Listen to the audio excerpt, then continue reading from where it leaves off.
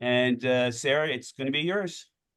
Okay. Hi, everyone. As Richard said, I'm Sarah Lewis. I work with the FBI here in Baltimore, Maryland. I just had my 15-year anniversary 2 weeks ago. So I am a seasoned agent now, I guess, as Richard said. It's weird to think that because I still feel like I'm learning something every day. But I got onto the financial crime squad about 3.5 years ago. And I didn't know anything about financial scams at the time. I had not been exposed to them in my personal life. I was working different crimes here at the office. And so, as a new person, one of the first things that we're asked to do is to go out and do interviews and just kind of orient ourselves with, the things that the squad is working on.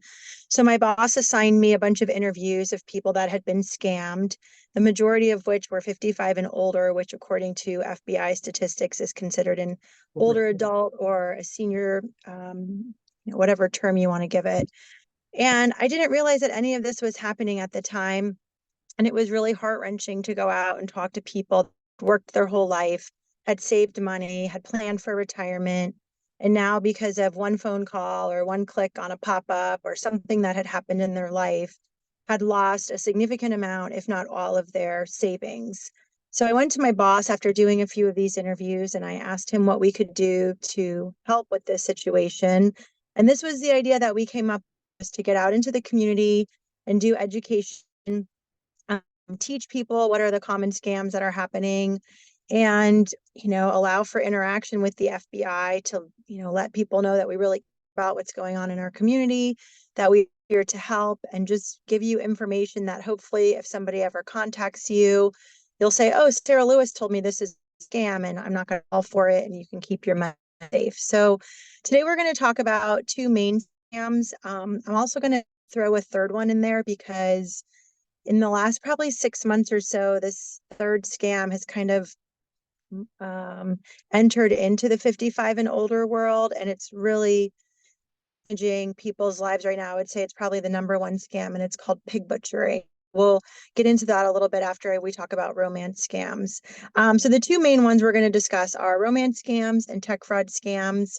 I'm going to try to give you some statistics for each of those, talk about red flags, warning signs, how they might contact you, kind of how to avoid it, and what to do if for some reason you fall for it and make a mistake.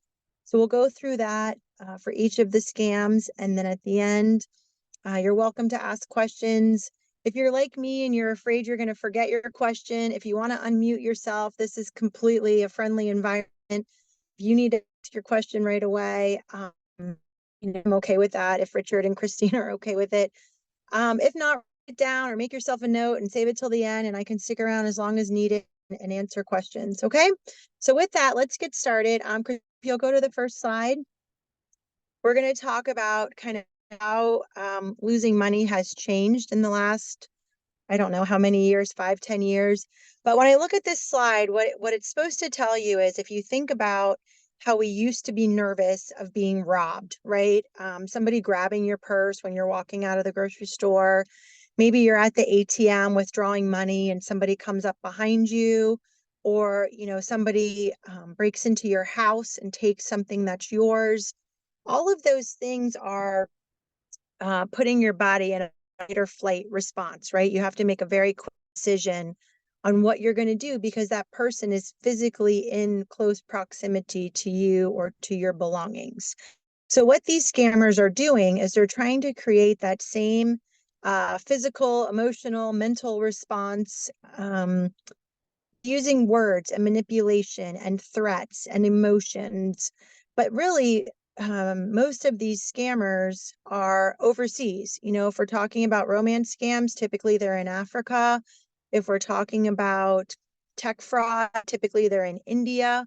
A lot of this pig butchering that's going on, which we're going to talk about, is happening in China and other Asian countries. But these scammers are using words, emotions, threats to make you feel as if they are right there next to you and you have to immediately act and do what they tell you to do. So today we're going to talk about repeatedly slowing down, taking your time, and talking to somebody about what you're doing before you commit to doing it, especially if you have Richard and Christine at your service. I mean, I wish so many victims I had called their financial advisors and said, hey, this happened to me. What should I do? You know, a lot of times the scammers will tell you this, the trend seems to be that the bank is in on the scam, and they tell the victims to not talk to the people at the bank or to lie to the bank. You know, so maybe that's where someone like Richard or Christine can come in. They're not at the bank, and you know, you can call them as a trusted individual to talk about it before you withdraw money. Okay, so next slide, please. All right, so this is just another little, I guess, a picture of what we talked about. So the fear, they're going to try to make you feel afraid as if somebody was in your house or trying to grab your purse. The fear that they're going to use in romance scams is that you will never be able to be together. So typically in a romance scam, the bad guy poses as a love interest on a dating site or on a social media site. And one of the main ingredients in a romance scam is that they claim to be working overseas. That's the reason why they can't take you on a date or face to face. So the fear is if you don't help them financially accomplish whatever it is they're trying to do overseas, they won't be able to come back to the United States and you won't be able to be together. And typically, it works because the people that they're targeting are recently widowed or recently divorced later in life, or possibly have been caregivers for a long time. And these people are very vulnerable, and they're seeking companionship. So when the person claims to not be able to do that, the victim wants to help in any way possible to make that happen. The fear with tech fraud scams is typically that something is wrong with your money. And if you don't help the tech fraud company do whatever they need done, your bank accounts are going to be compromised. So that's the fear factor of it. The alone is that they don't want you to talk to anyone else. They're going to have a reason why they don't want you to discuss what's happening with a friend, with a family member, with a bank employee, because they don't want someone to talk you out of what you're doing. Okay. The R is for right now. They're going to want very quickly. You know, they're going to ask you to do things. They're going to call you, text you consistently until you've told them that you've done it, to the point where it's just so painful because they're blowing you up so much that a lot of people just wanted them to stop calling me. So I did it. And then the different part of it is that you're the only one that can help them. You're the only one that can fix this problem. So if you're ever in a situation where those things are happening, somebody on the phone, I'm asking you to slow down, you know, hang up with them, think about what's happening, think about what we've talked about today, talk to a friend, a family member, a neighbor, somebody that you trust, before you decide to withdraw any money. Okay, next slide, Jean. So this slide talks about how are these scammers going to contact you? And I try to give you a few examples of each. So the first is on the phone. Probably the most common scam that happens on the phone, and I'm sure most of you have heard of the grandparent scam. Um, the grandparent scam, you haven't heard of it, usually works in the way someone will get a call and they'll either be somebody that says, I'm your grandson or granddaughter, or now with the use of artificial intelligence, able to get photos of grandsons and granddaughters, they get their voices off of social media posts, whatever it is, and they'll have an image on your phone that looks just like your grandson or granddaughter. And they'll say, I need help, I need money, I'm in jail, I'm injured, you know, whatever the reason is. And I need you to send money in this specific way. We have a case right now, squad, it's not mine, but another agent's, and it's a grandparent scam. And what's happened is the bad guy were somewhere else, but they were making the phone calls to the grandparents. They were claiming that the grandson and daughters were injured or in jail. And what they asked the grandparents to do was to mail a box of cash to an address in Baltimore City that was deserted. And so what the bad guys would do is they would get people in Baltimore to assist them, would have them drive around neighborhoods and look for houses that were deserted, but not completely down so much that it wasn't possible, you know, for someone to live in that. they would have the victims send the tracking number from FedEx or UPS to the bad guys, and then the people in Baltimore would follow that tracking information and sit close to the home where the money was going to be delivered. Once the money was delivered, the person in Baltimore would grab the package, and then the money would get distributed amongst the scammers. This happening to tons and tons and tons of retired people. Millions of dollars were coming to abandoned properties in Baltimore. Through some real work, they were able to figure out who the bad guys are. So that's kind of fun. I got to help that arrest. Um, with the grandparent scam, if we were in person, we would raise hands and talk about a couple different things. But since this is a webinar, I'll just kind of share with you all some things that other people have told me when we have been in person. And that is, a lot of times you shouldn't answer the phone if you don't recognize the number, right? Like, how can you prevent the grandparent scam, especially now with the use of AI or artificial intelligence, which is just so hard to detect. So don't answer the phone if you don't recognize the phone number. Or if somebody calls and says, hey, this is, your grandson, or I have your grandson here, maybe hang up and call your son or daughter, call your grandson or granddaughter, and just check on them. And one of the things I would encourage you to do is to use a different phone than the one that the scammer called you on. I've talked to a handful of victims recently, and they've told me that when they were contacted by the scammer, they hung up and they used their phone to, make a phone call to the bank or to their family. And the scammers somehow were able to reroute that call back to the scammers, where they pretended then to be the bank or to be a family member, something along those lines. So if you ever want to verify something that a scammer is telling you and you've hung up on the scammer, if you have a home phone or a neighbor or somewhere you can go and just use a different phone to do the verification, I would recommend that. Another suggestion that's been these presentations is to have code word with your family. So if somebody ever calls, says, hey, this is your grandson or granddaughter, and it looks just like them, or it's somebody that says, I'm with your grandson or granddaughter, you're able to say, well, what is our family word? Or you have some arrangement where you can, determine if it's truly them. Something else that's come up probably in the last 3 or 4 months when I've been doing these presentations, which is really sad to my heart, are obituary scams. And a lot of that happens over the phone. And I'm learning about all of these different scams. So a couple different people have told me that scammers have used information that people put in obituaries. So, for example, I met with somebody from a funeral home recently who was telling me that one of the biggest scams that's happened to their business is the victim, who is usually the widow or family member of the deceased.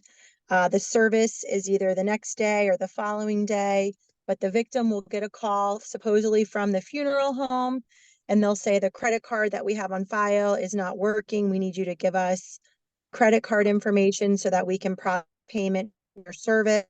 And as a grieving widow or as a grieving family member, you're not thinking to verify this information. So you're giving out credit card numbers, and then bad things happening.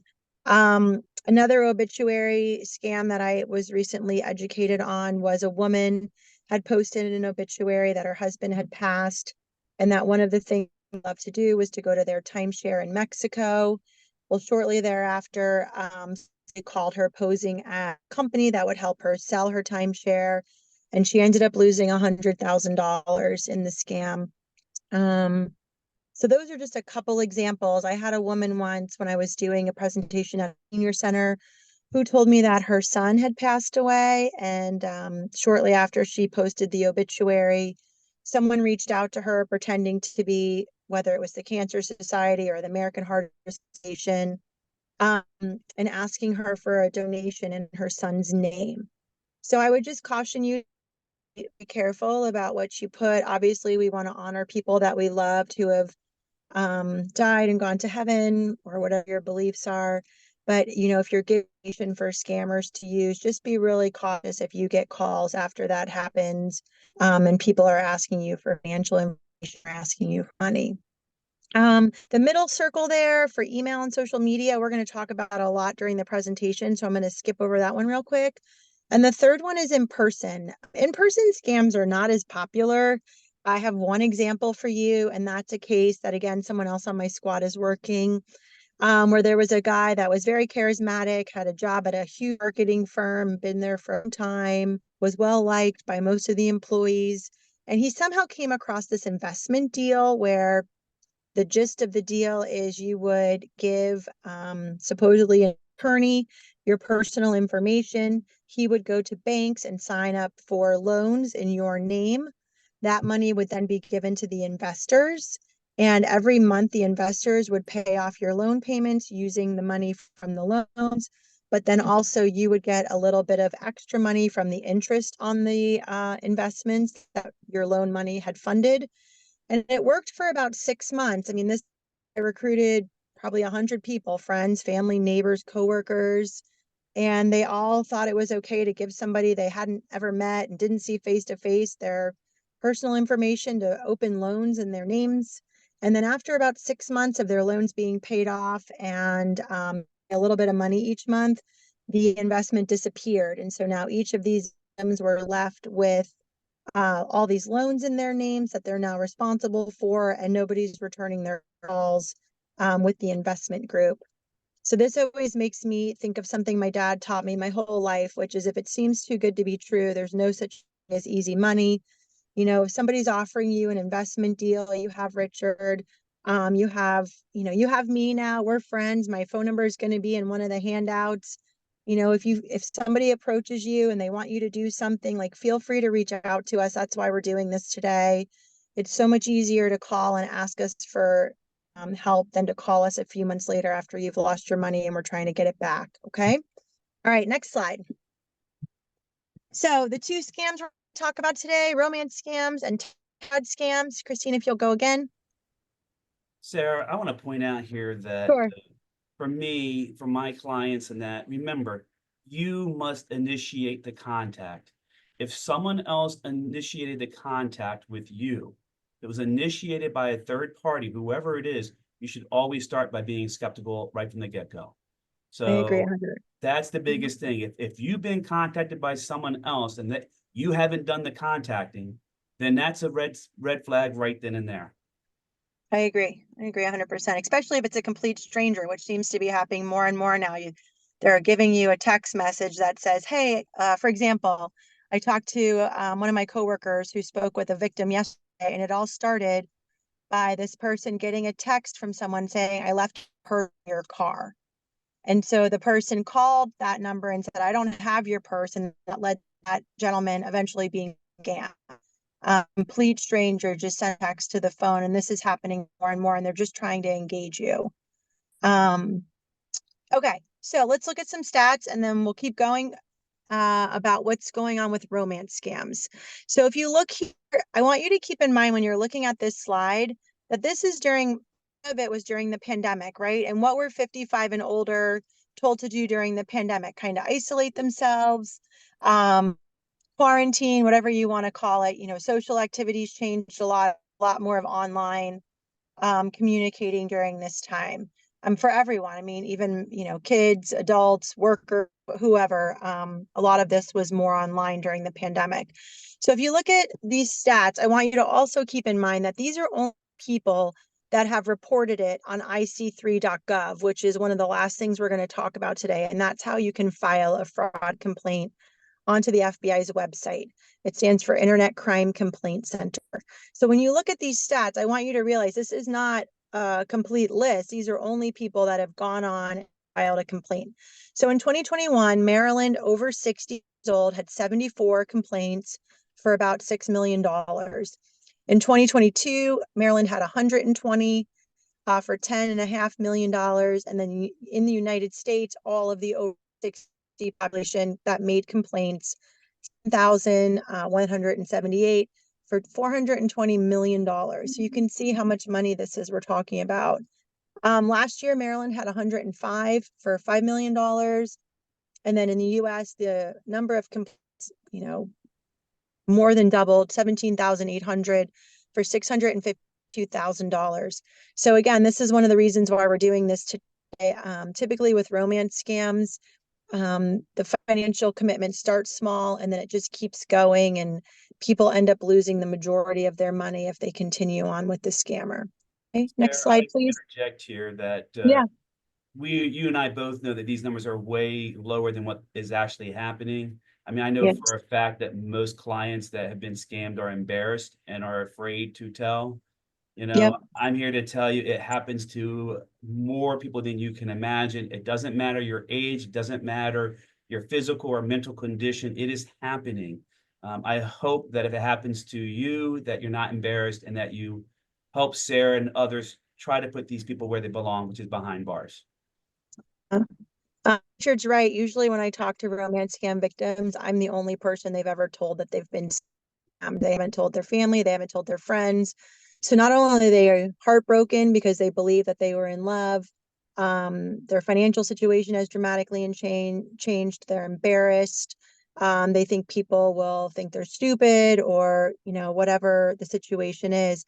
But I'm here to tell you that people that are victims of romance scams or financial scams, they're amazing people. I have a case right now, a romance scam case, where it's one of the employees in my office. So don't think that because people work for the FBI, or I have bank presidents as victims. I have CEOs, I have doctors, I have lawyers. Like, bad guys want people that are successful, competent people, because those are the people that have saved up a lot of money. So when we talk about these victims, I want you to understand that these are amazing, amazing people that for some reason are vulnerable for some point in their life, when the scammers are attacking and they're winning your trust and they're saying all the things you want to hear so that you're willing to do these things. Okay.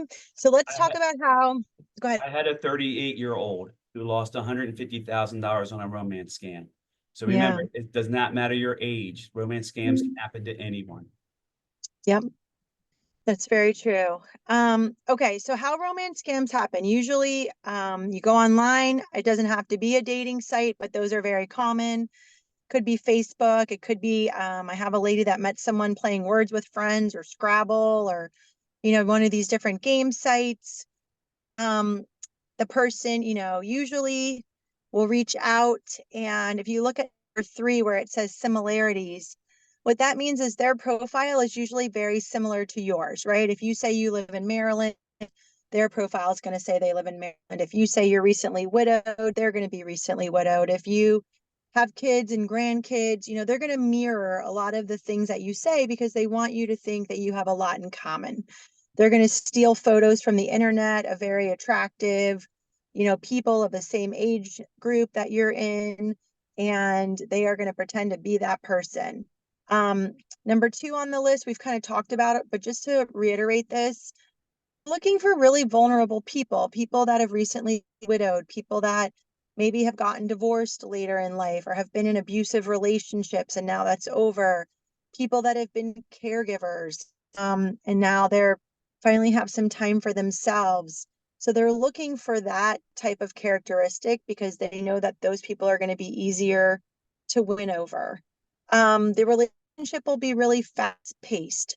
And so the term that we use for this is love bombing. So, for example, you've met them online, you've maybe talked for a couple of weeks, you've never met them face to face yet, but they're telling you how much they love you, how they just want to spend the rest of their life with you.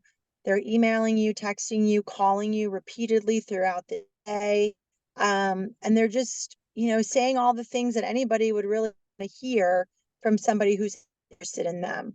I've had people where after 2 or 3 weeks, the scammer has asked them to be the executor of their will, has asked them to marry them. Like, these are not things that would normally happen, right? Like, if you're single and you were at the senior center and you met somebody that you were interested in, you might go have coffee or play bingo, or you do something locally together and then maybe talk to each other on the phone a little bit. But this is like, a full press attack of love very quickly. And, it doesn't stop all day long.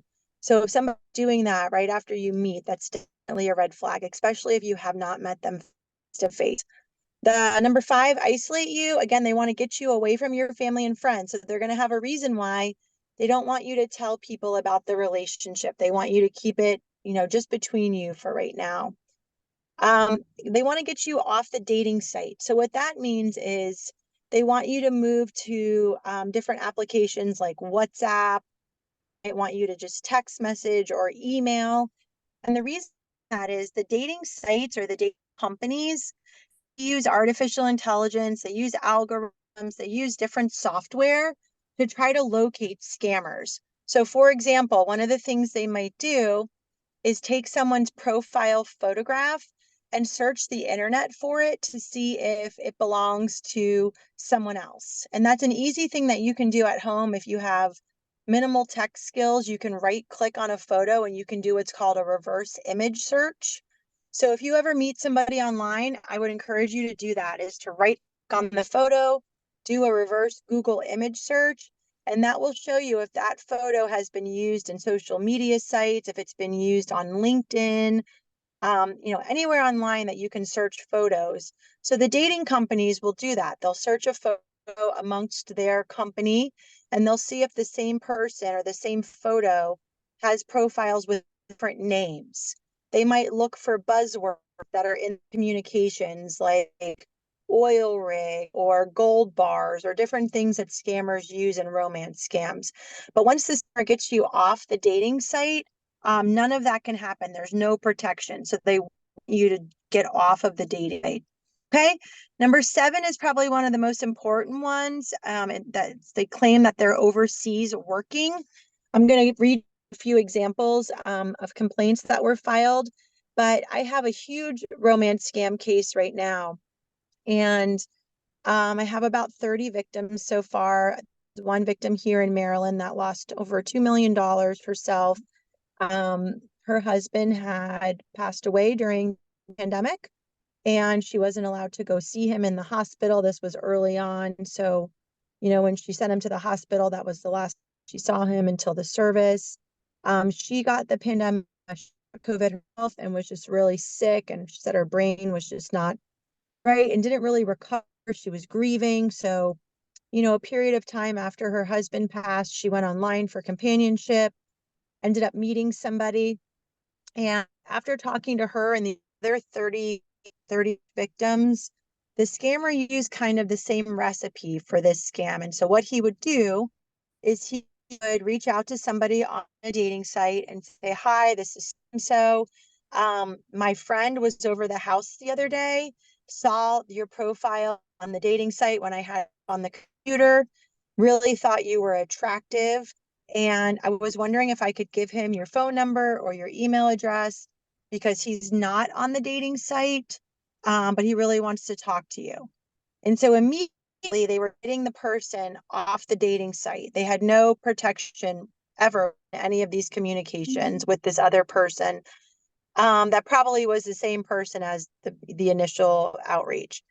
And in this situation, every single one of the victims was told by their scammer slash boyfriend that they were working overseas, mostly on an oil rig. Oil rigs seem to be really popular in romance scams. So they were overseas. They weren't able to meet face to face. They were doing their last job before retirement. And as soon as they were able to come home, that they would be back in their home state, which is the same home state as every of the victim, and they could be together forever with all this money that they're making on this job. So if you look at number 8, where it says they need money, now this can happen in a lot of different ways. It can happen where they ask you maybe for a phone card. Hey, I'm on the oil rig, my phone's about to run out of minutes. I want to keep talking to you. Do you think you could go get me a phone card?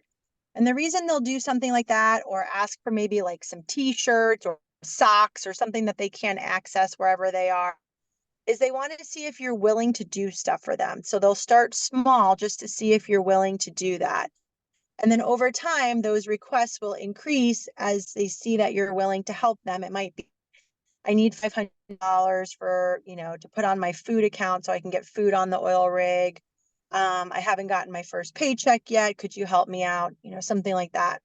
So in the case I was just telling you about, what the scammer did is he would claim to be on an oil rig and he would tell the victim, the girlfriend. I have one one male victim and the 29 other ones are all females in this case.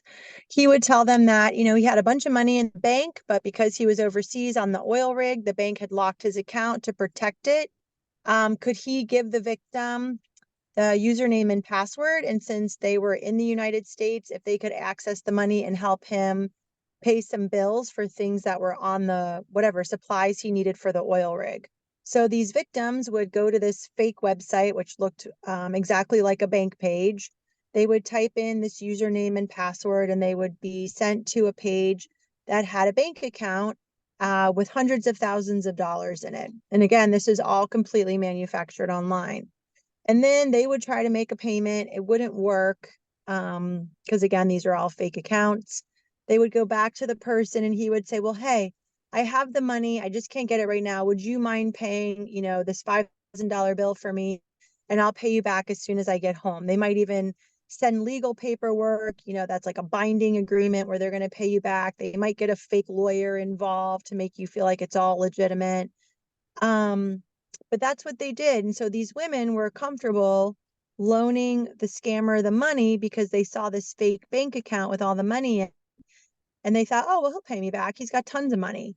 Um, so just keep in mind, there's a lot of things you can do online that look very real, but they're not. Number 9 is you are the only one. So again, this is kind of that desperation we talked about early on. You're the only one that can help them. It's always kind of interesting to me, right? Like if you're 55, 60 years old, you usually have people. You have your kids, your grandkids, your neighbors, your coworkers, your friends, whoever. Like, why is the person that you met online 2 or 3 weeks ago, you're the only one in their life that's able to help them what they're going through financially? So be very skeptical of that. Of course, they promise to pay you back. And then number 11, continued excuses. As Richard said, he had a customer that lost over $100,000. Most people end up losing a lot in romance scams because they're vulnerable.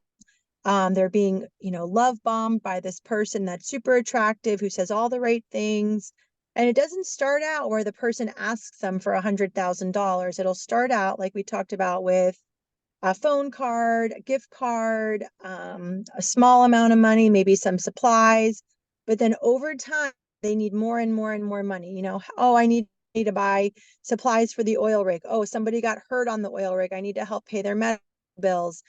Something else happened. And until I finish this job, I can't come home. And it just ends up being more and more and more money. And, from the victims that I've talked to, a lot of them have told me that they realized, kind of halfway through the scam that something was not right. But, they were afraid to stop paying because they didn't want the person to disappear and then they would never get their money back. And or that they kept paying because they just, talked themselves into believing that when the person, supposedly was done with everything they had told them, they would get their money back. So I just want to encourage you, if not for yourself, hopefully you're paying attention and you can, think of these things if you're online, but also if you have friends or people in your neighborhood, people that you interact with that are recently widowed or recently divorced, check in on them.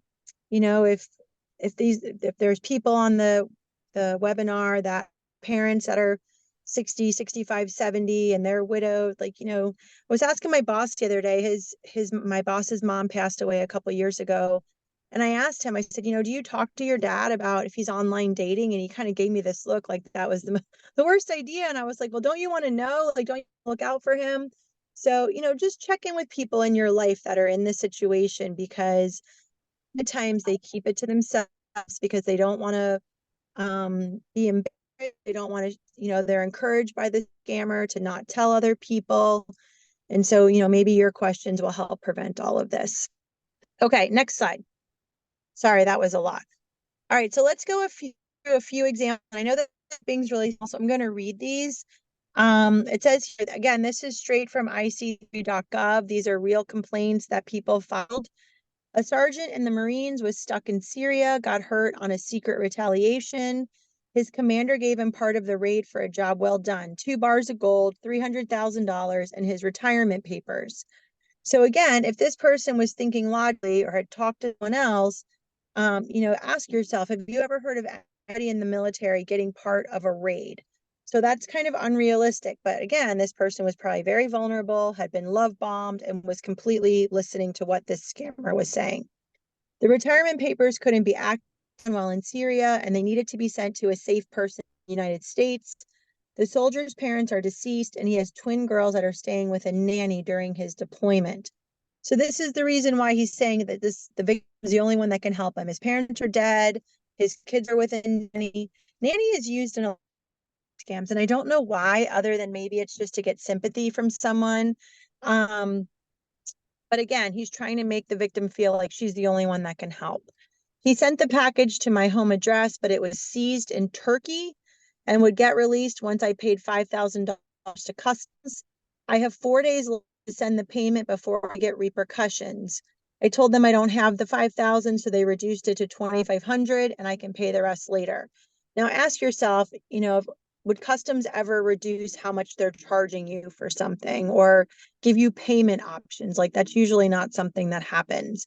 So if this woman would have talked to someone else or slowed down and kind of thought through it, I think this could have been prevented. Okay. Next slide. Another example. So this one is an oil rig. 50 to 59-year-old female from Texas lost $339,000. She met someone who claimed to be 67-year-old Barry Davids on Facebook in February of 2022.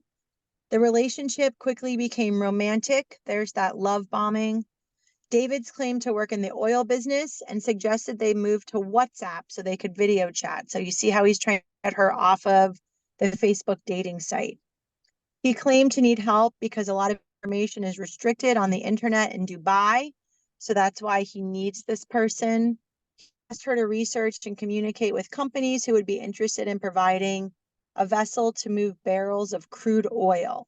So he's getting this woman involved in the scam by asking her to help with research, which makes her feel invested in what she's doing. It probably also makes her feel like, well, why would he ask to do this if it wasn't real? So these are just different techniques they use. He claimed to need help paying for storage and shipping of the oil. She cashed out $250,000 of her retirement account and sent him $200,000 via Bitcoin. We're going to talk about Bitcoin a lot later when we do tech fraud, but if somebody asks you to send them virtual currency or to take cash and go to a Bitcoin ATM, you better call me or Richard first because it's most definitely a scam. Okay. Bitcoin is kind of the new thing now with these ATM machines and these different platforms they have for trading and purchasing virtual currency. And it's really hard to get that money back once you do it. So please don't ever let somebody talk you into doing that. Yeah, no Okay. gift cards, no Bitcoin. No Bitcoin. The last bullet there says he has continued excuses as to why he needs money. Tried to convince her to take out a second mortgage on her home. I tell you, I've probably talked to about one or two handfuls of victims that have either gotten a second mortgage or actually sold their homes and are living in family members' basements or different living situations because they sold their home or refinanced their home or second mortgage and sent all that money to the scammer. So if somebody are asking you to do that, you need to really think about the relationship, talk to someone else because, a real love interest probably wouldn't ask you to do that. Okay. All right. Next slide. Last example, again, it's an oil rig. I told you they're really common. It always me that, all of these 60-year-old men are working oil rigs, which seems kind of unlikely, but according to the dating site, that's what's happening. I met him on the app on 2021. The next day he was leaving for work on an oil rig, started saying that he needed gift cards for his kid. Then he told me he had an accident with a machine and three of the workers, their phones fell in the ocean. He wanted to get put on my Verizon account, but I refused to do that for him. Then he needed to hire someone to repair the machine he broke, so I sent him money through Bitcoin. Not long after, he started to open bank accounts in my name. So he's opening bank accounts in her name. What that tells me, he probably shared her driver's license with him, maybe for the reason of being made the executor of his will, maybe because he wants to marry her and he needed to get the marriage license, whatever the reason is. You should never give someone a picture of your driver's license unless it's someone that you know for sure is a trusted person. You know, for example, if it's your doctor's office, you know, I don't know if your bank would ask you for something like that, but if you're in person and you're at the bank, I would still feel a little hinky about it, but I think it's okay. But if it's somebody you've never met face to face and they're asking you for your driver's license for any reason, it's a huge red flag. They can open bank accounts, they can open credit cards, they can open up phone accounts that they use the phone numbers to call victims and scam them out of money. And now that phone is in your name. So you have to be very, very careful about who you share your driver's license with. Okay, so this gentleman had opened bank accounts, capital account, and was putting money in there, but that money was scammed from someone else. So what this guy did is he turned his victim into what we call a money mule. And a money mule is someone that receives money from a scammer, and they might not know it's a scammer. They create bank accounts or use their own bank accounts, deposit that money into those accounts, and then they send the money south. Money laundering. They're hiding the path of the money by filtering at different accounts. Okay, so luckily this bank realized that the checks that this person was depositing were from fraud and canceled them. The next thing that happened to this victim is she got what was called a Relia card that was for unemployment. She received 2 unemployment checks and I mailed them back. So he used her personal information to sign her up for unemployment. Then when she started to get suspicious on Facebook, she probably did this reverse Google image search, found the same picture with different names, and she's talked to about 5 other women that have been scammed by this person. And that's very common. I had a lady call me once who was talking to somebody online, told me that she Googled his name and found all of the reports of him being a scammer. So I went into I3, I did my own kind of Google search, YouTube search, and I found support groups for women that had been scammed by this person. I found a YouTube video all about this person. And what had happened is the scammers had stolen this very attractive Marine's photo. They claimed to be the Marine. They used his name, which is Tyler Thomas, and they created all of these dating profiles using Tyler Thomas's name and photo. And so I reached out to the Match Group, who I have a pretty decent relationship with, and they manage Match.com, Hinge, Tinder, Plenty of Fish, tons of different dating profiles. And they did a cursory search for me, and they found over 400 dating profiles using Tyler Thomas's name, photo, phone number, email address, whatever it was. So, you know, this is something that happens a lot, unfortunately. They'll find a photo and they'll just go wild with it. But you can see the common things in these 3 examples that we talked about. They're overseas, they haven't met face to face, they're trying to get you off of the dating site. And just, you know, it all spirals down from there. What I want you to remember when I'm reading these examples again is that, you know, they probably sound a little crazy to us that people would believe all of this, but you have to remember the state of mind that these people are in if they're recently widowed, they're vulnerable for whatever reason, and now they have someone that's giving them constant attention and telling them that they're going to be together, you know. So these ingredients just kind of fit right into that recipe and they don't stand out to the victim at the time. Okay, next slide. Now, I'm not sure if this is going to work, Christine. If you're connected to the internet, it should play, but this is a little video that I got off of ic3.gov. So if it doesn't play and you're interested, you can go and watch it. But it's about this woman that you can see here. She was turned into a mule in the middle of a romance scam. And I just want all of you to know the FBI is not here to go out and arrest 70-year-old women that were scammed and, you know, turned into money launderers. This one was warned repeatedly by all different types of law enforcement. And the reason why she ended up getting arrested is without her, the scammer could not have scammed all of these other people who lost lots and lots of money. So she wouldn't listen to warnings. She kept opening bank accounts, kept receiving victim money, kept depositing it and sending it other places. And she was facilitating the crime. So as unhappy it is to kind of watch this video, you know, this is something else to think about for yourself. If somebody's asking you to open a bank account or use your bank account, or if you have other people in your life, you know, that you know are involved in a romance scam, ask them, are you depositing money? Because money laundering is a federal crime and you can serve up to 20 years in jail if you fall victim to this activity. So Christine, I don't know if it'll play if you want to try. Yep, there we go.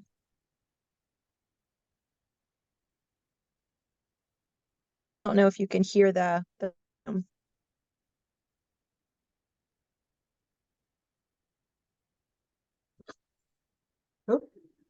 if you can't hear it, what she's saying is she met somebody online. Told me that he was a U.S. There we go. citizen, was working in Nigeria. He asked me for money to help with his business and help lead Nigeria.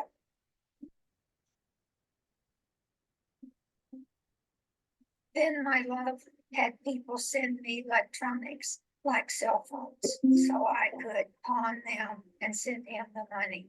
When I couldn't get the money that he wanted, he asked me to open personal and business bank accounts.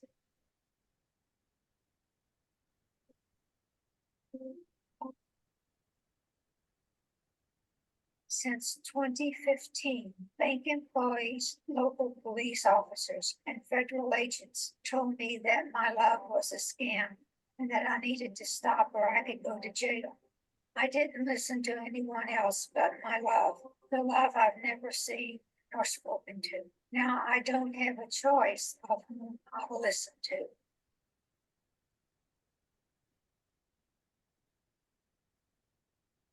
On November the 2nd, 2021, I pled guilty to 2 federal felonies.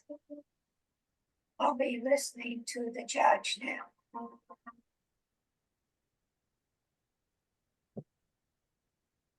Okay, so just a little education on what a money mule is. Usually what we do before we arrest somebody is we'll go out, we'll talk to them about what they're doing, and we give them what's called a money mule warning letter.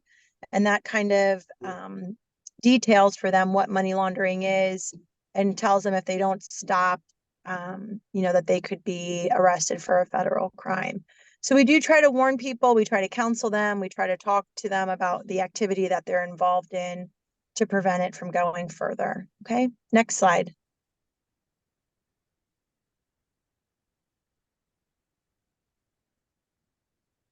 So how can you be safe if you want to go online? And I have to tell you guys, I met my husband on eHarmony. We're married 13 years this year.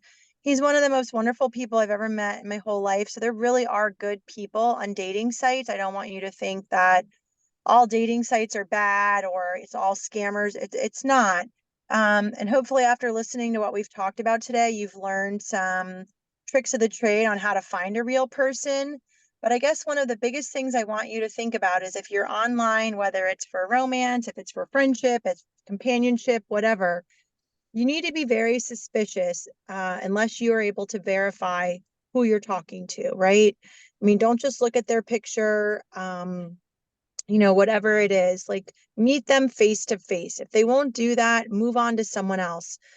I went to talk to a lady last week who's involved in a romance scam. She thinks she's dating one of the actors on The Young and the Restless because she somehow got onto a fake Facebook fan group, and for a certain amount of money, she can be his #1 fan.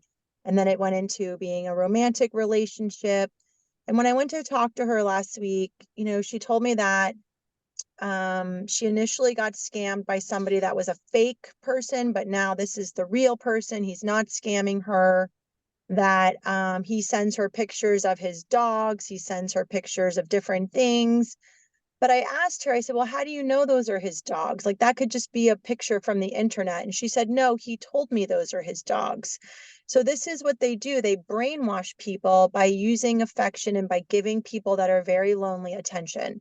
So now this woman has sent every dime she's had to this person who's, supposedly 30 years younger than her, is a famous actor on a soap opera. But supposedly he wants to be with her. She's never talked to him on the phone. They've never video chatted.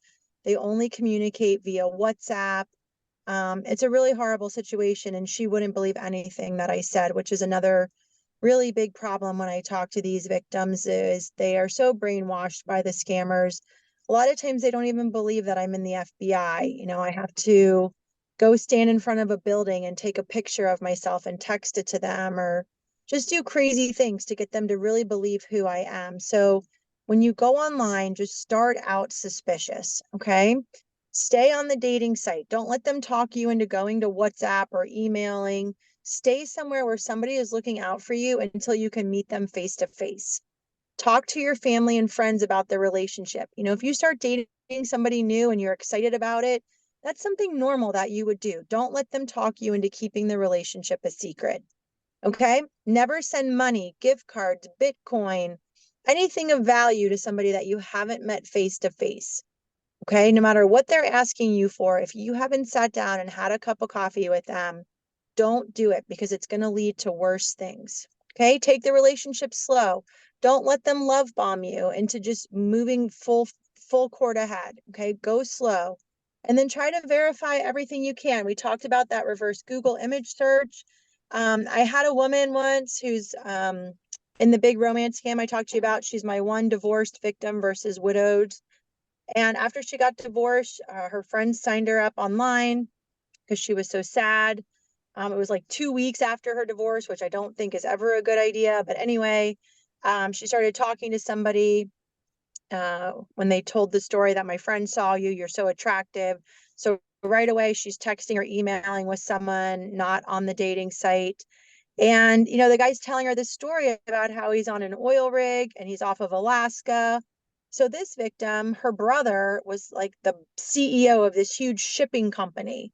So she called him and said, hey, you know, is this company drilling off of Alaska? And he said, no, that company never drills off of Alaska. You're being scammed. But she was so lonely and so desperate for attention that she continued to talk to this person, even though a trusted family member told her you're being scammed. So if you're verifying the information, you also have to be willing to believe it. Okay. You have to be in a not vulnerable state where things that you normally wouldn't believe, you're going to believe. Okay. So that would be kind of my piece of advice. All right. Next slide. Okay, so we're going to switch gears here and talk about tech support fraud. Before we do that, I want to bring up a new scam. It's not a new scam, but it's a new scam to the 55 and older population. And I don't have slides on it, so you're just going to have to kind of listen to my voice and hopefully be able to pay attention. The name of the scam is called pig butchering, which is just a horrible name. And the FBI calls it cryptocurrency investment scam, because pig butchering is just an awful name. But, you know, it stems from finding the pig, fattening the pig, and then slaughtering the pig. And those steps are finding the victim, you know, getting them to invest a lot of money, which is fattening the pig. And then the slaughter is where you realize you're being scammed and all your money's gone. So the way that this scam works, and this is actually the #1 scam that's happening in the United States right now, is somebody will contact you. And as I was saying in the very beginning, a lot of times it's a text from a random stranger. I talked to a woman yesterday who lost $2.5 million in the last couple of months to this scam. She was contacted on like a Korean messenger site.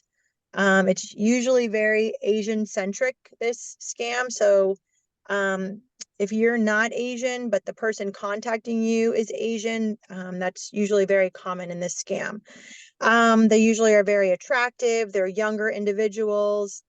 And the way that this scam works is they'll reach out to you, whether it's in a dating site, whether it's a random text message, whether it's, you know, in a WhatsApp group or on social media, and they'll befriend you. You know, they'll give you attention, they'll gain your trust somehow very quickly, and they'll start to brag about how much money they're making investing in cryptocurrency. And they'll offer to teach you how to do it. So then what they'll do is have you set up a cryptocurrency account, and they'll send you these different websites or applications or platforms that look very realistic, but they're all computer generated. So you're investing your money through a legitimate cryptocurrency company like crypto.com or Kraken or one of these companies. But then where you're sending the money to is a site completely created by the scammer. And when your money goes there, you're looking at your phone and you're seeing it make money in this investment. It's a cryptocurrency investment. So you're putting in $5,000, maybe the next day you've made a couple $100s, et cetera, et cetera. Initially, they might allow you to withdraw some of the money from this, made up account so that you feel confident in investing more money. But then they're going to start to pressure you and tell you that, you're not going to make a lot of money unless you increase your investment. They might tell you that there's benchmarks that you have to meet. They might even offer to loan you money so that you can invest more and then you have to pay them back. And you're not allowed to pay them back from your investment. You have to pay them back from, separate money outside of the investment. This is crushing Americans right now, billions of dollars to this scam every year. So if you're contacted by somebody, whether it's a love interest, a friend, a complete stranger, and they're asking you to invest in cryptocurrency, you need to get away from that person as fast as you can, because it is a very slippery slope. And I find that most of the victims in this situation keep investing because of greed. They have their $10,000, they put it in, they make a couple $1,000s, they're able to withdraw a couple $1,000s, and then they're pressured to invest more and more and more. And now they're up to hundreds of thousands of dollars, which is all a fake platform. The money's going right to the scammer, but they believe that they're profiting, and they keep doing it because they want that money so bad that they'll believe whatever the scammer is telling them. So you have to be super cautious because this scam is so prevalent right now. We're doing a prevention campaign here at the FBI and doing a couple things that I can't really describe or talk about, but I'm been talking to victims, nonstop for the last 6 months that I know are being scammed. And a lot of times they just won't even admit it because they don't want it to be fake, or they're being coached by the scammer to lie to law enforcement, all types of reasons. So if somebody ever reaches out to you and talks to you about investing in cryptocurrency, please call Richard, call Christine, call myself before you give them a dime. Okay. And we'll research it for you and try to check it out. Okay, so let's switch gears. I know I'm talking a lot, but this is all really good information. I'm going to try to move a little faster here so I don't keep you all day. Tech support fraud is probably the second most common to this pig butchering. This is the other one that's just really affecting, especially the 55 and older population. My own personal hypothesis is because retired people are home more, so they're on the computer. I think people that are 55 and older generally grew up being taught to help your neighbor, to trusting people. So that plays a part of it. People 55 and older have worked their whole life, so they have a lot more money saved up in retirement and in assets than people that are 20 or 30. So for some reason, these tech support people are just attacking the 55 and older population. So when I first got on the squad, the first case I opened was a tech fraud case. And I'm going to tell you about that case, and then I'm going to tell you about kind of what's happening now so you can see how it's changed in the last 3 years. So my first case was a rebate case. People, the scammers, the bad guy, pretended to be from McAfee, and they would send people an email or a pop-up that said they were owed a rebate for whatever reason. Maybe their service was down for a little bit, so they wanted to pay them some money, or maybe they overpaid for their renewal, whatever the excuse was. So they would get the victim to give them remote access to their computer. Now, if you don't remember anything I'm saying today, besides don't give people money that you haven't met face to face, the second most important thing is you should never give someone remote access to your computer or a copy of your driver's license, okay? So if somebody ever says to you, I need access to your computer, and they put something on your screen like TeamViewer or AnyDesk, there's all different ones, and you click on it, and then all of a sudden the bad guy is able to move around your computer. So that gives them access to your bank account, gives them access to your Amazon account. If you have your online banking or you use credit cards to buy stuff, they can access all of that information. So you never want to do that. Well, in this case, many people gave the bad guys access to their computer. And the reason was the bad guys told them, I'm going to give you your rebate. And if you let me log on with you to your computer, if you open up your online banking, I can just drop the money right back into your account. That was the excuse used. So what would happen is the victim would give them remote access. They would open up their banking. A little box would pop up where they were told to enter the amount of the rebate. but that amount that they typed in, let's say if they typed in $300, it might show up as $3,000. So then what would happen next is the scammer would say, oh no, you've been overpaid. That's McAfee's money. I need you to go to the bank and withdraw, what is that, $2,700, the difference of the 300. And I need you to send it back to me immediately or else I'm going to get fired, whatever the sob story was. So what the victim didn't realize at the time, because they were looking at their checking account, is that the bad guys had gone into their banking and had taken money from their savings, their money market, their line of credit, their credit card, their, home equity, whatever, wherever else they had money. And that's where the $3,000 came from. But the victims didn't know this because they're only looking at their checking account. They're not looking at their other accounts. So they're seeing this $3,000 deposit and they're trusting that McAfee has given them the money. And then, the bad guys or the scammers will pretend to be McAfee. They're calling them every 5 minutes. They're texting them every 5 minutes. They're telling them, I'll stay on the phone with you while you drive to the bank. Because they don't want you calling anybody else or telling anybody else what's going on. They want to keep you to themselves. And so that was my first case. It was, lots of victims who went through that same rebate process, and lost their own money that they believed was McAfee money by either mailing boxes of cash to different addresses to money mules in the United States, by sending gift cards, taking a picture of the back of the gift card and sending a screenshot to the scammer, and then that gift card money is gone immediately. They wire money. A lot of times it's either to money mules in the US or it's overseas. Hong Kong is a really popular place where scammers have money wired to. And now the virtual currency is probably the biggest way. Okay, so that was 3 years ago, kind of the most popular tech fraud scam. People were losing money, but they weren't losing all of their money. I mean, they were losing significant amounts, but it's not how it is today. So the scam that's super popular today, and this is one of the handouts I sent Christine that I believe she's going to provide for everybody, is called the phantom hacker scam. So the phantom hacker scam works in 3 steps. The first step is somebody is going to contact you somehow and pretend to be from a tech company like Microsoft, McAfee, Norton, whatever it is. You might get a pop-up on your computer. Your computer might make an alarm noise. You might get an email, but somehow you're going to become alerted that there is a virus or something is wrong with your computer. It's been hacked, whatever the threat is.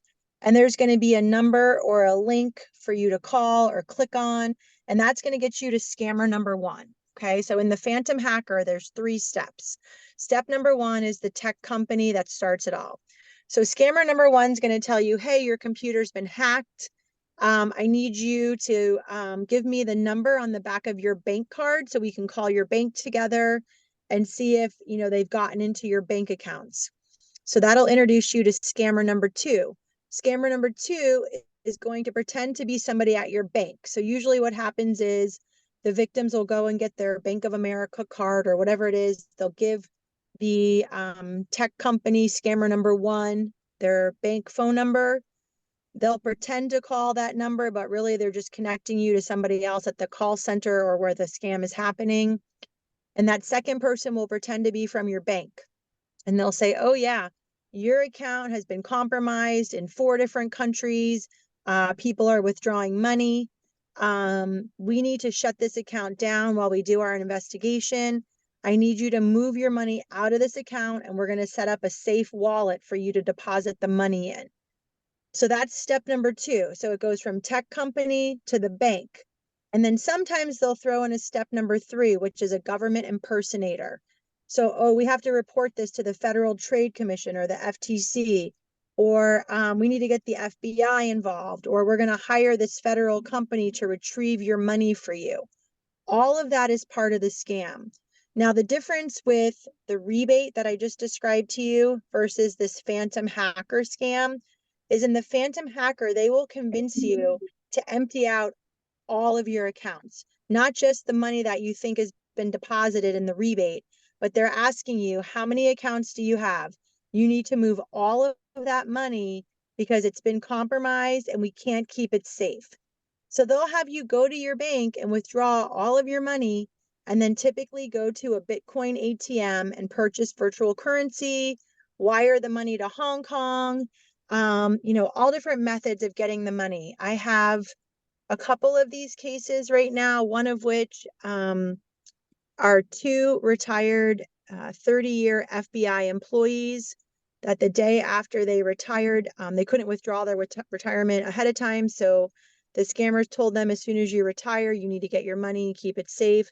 They lost $1.5 million. And these are people that had been in law enforcement for 30 years.